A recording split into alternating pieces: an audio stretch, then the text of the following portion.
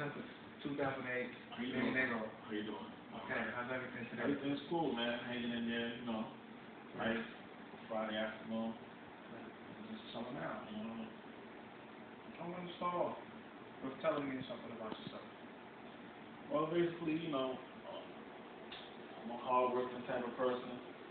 You know, I'm always on the grind.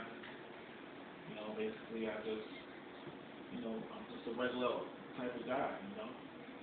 And I enjoy family life, you know, try to come out on the weekends, you know, go party, have a drink or two, and just try to enjoy life.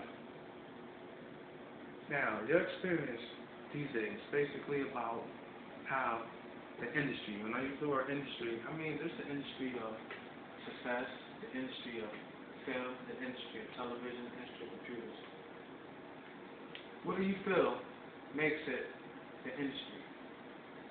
Well, I feel that it makes it an industry when you're able to network with certain people and try to get to your goal, whether you're selling something, whether you're just trying to basically get people's attention, or if you're being, you know, someone like Obama that wants change and stuff to that nature. I mean, networking makes an industry, because then you're moving to a goal to make one thing happen. So that's basically what, you know, I feel the industry is. You know, like for myself, you know, music industry, you cultivate in the radio station. You're pretty much doing TV, you know, you're doing reality shows, you're doing everything you can to sell what it is that you're trying to let the public know. So if you have a team of people that's working with you, then it will be, you know, what we call an industry. You know, so. And now, obviously, you watch Video City, you see the YouTubes all around the world. Benny Negro is very busy. When do, and like basically, how do Benny Negro, do you find time to really be the family alive? Well, when you're working hard in certain situations, you got to find time in between somewhere. You might be real busy at a certain season in your life where you have to basically put the seeds in for the plant to grow. And at that time, you might not have time for the family at that moment. But when you're done planting the seeds and your plant is growing, then you can bring the family along and say, oh, let's go eat from the plant. You know, now you got vegetables, now you got fruits, but in order to have fruit and vegetable from the plant, it needs to have a seed to grow. So, you know, sometimes you just gotta, like they would say, pick your battles. You know, you can't have everything at one time, but you can try to set goals for yourself that eventually you have time for that you're lacking. So, you know, when you say, do I have time with the family, it all depends on the season. Oh, that's very interesting.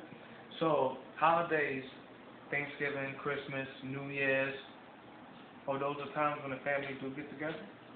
Yeah, you know, we all get together, we throw parties, we might have dinner at someone's house.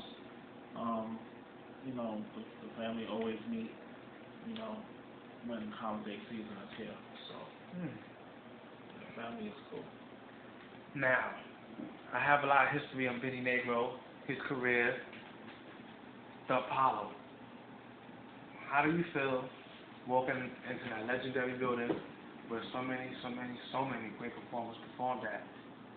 What's the feeling? How does Benny Negro feel?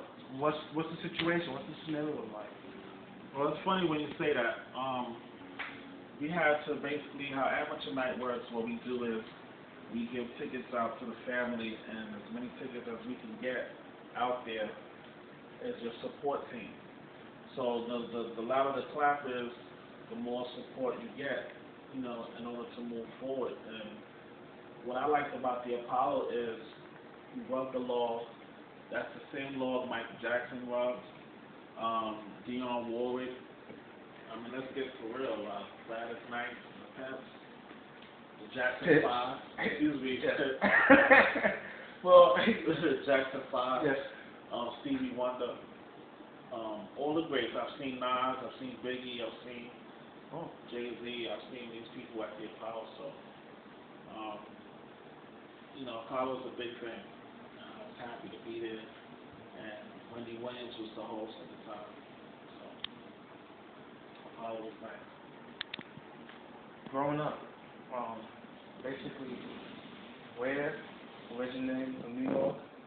Tell me something about where you grew up in, and what was the time like growing up in those areas? Well, the town was a little different. 114th Street between 7th and 8th is basically the trees lined up. Everyone is like a community, but at those times there was a lot of drugs. A lot of people not doing what they're supposed to do. Okay. The ghetto life, the hood life. Yes. And people do what they have to do to survive. A person might not be fortunate enough to go to school because their mom or pop is strung out on dope, so now they got to take care of their little brothers and sisters. Those are the type of things that goes on, and you have to do what you have to do in order to survive. So these are the things that I've grown up looking at. The crack being sold. But at the same time, you got the love-hate relationship with people because people used to take care of other people's kids while they're playing out on the block. People used to watch over each other's kids and let everyone know what your kid was doing, whether they was behaving good or behaving bad. It was more a sense of a community. Now we really don't get that, with all the things that's been changing and evolving in life. The parenting skills is a little diminished. A lot of broken homes, a lot of broken families, but we just find a way to get through those things and try to make the best out of life. Have being